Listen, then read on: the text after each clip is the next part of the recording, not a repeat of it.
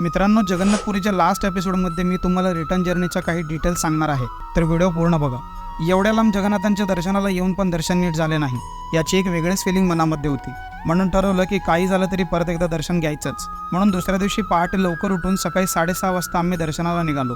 सकाळी 8 ते 9 जगन्नाथांची आरती असते, त्यामुळे तुम्ही जर सकाळी जायचा प्लॅन करत असाल तर 2-3 तास लाईनमध्ये थांबावं लागेल. यावेळेस ठरवलं होतं की आत गाभाऱ्यात गेलं की फक्त जगन्नाथांकडेच बघायचं, म्हणून पूर्ण वेळ त्यांच्याकडे डोळे भरून बघितले आणि रात्रीपासून मनामध्ये चाललेले विचार एकदम नाहीसे झाले. दर्शन झाल्यानंतर मंदिरमध्येच असलेल्या आनंद बाजारमधून घरच्यांसाठी प्रसाद घेतला आणि वेळ वाया न घालता आम्ही गुंडेच्या मंदिरमध्ये आलो. जगन्नाथ मंदिरपासून तुम्हाला ऑटो 20-30 रुपयांमध्ये मिळून जाईल. भगवान जगन्नाथ रथयात्रा करून याच गुंडेच्या मंदिरमध्ये म्हणजेच त्यांच्या मावशीकडे 7 दिवस राहायला येतात.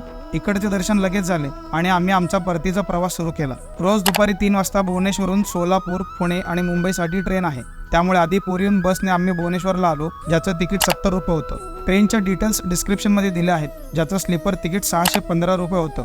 या जगन्नाथपुरीमध्ये आम्हाला बरेचसे चांगले आणि वाईट अनुभव आलेत, जे मी तुम्हाला सांगण्याचा प्रयत्न माझ्या प्रत्येक व्हिडिओमध्ये केला आहे. जर तुम्ही पुरीला जाणार असाल तर पूर्ण सिरीज एकदा बघून घ्या.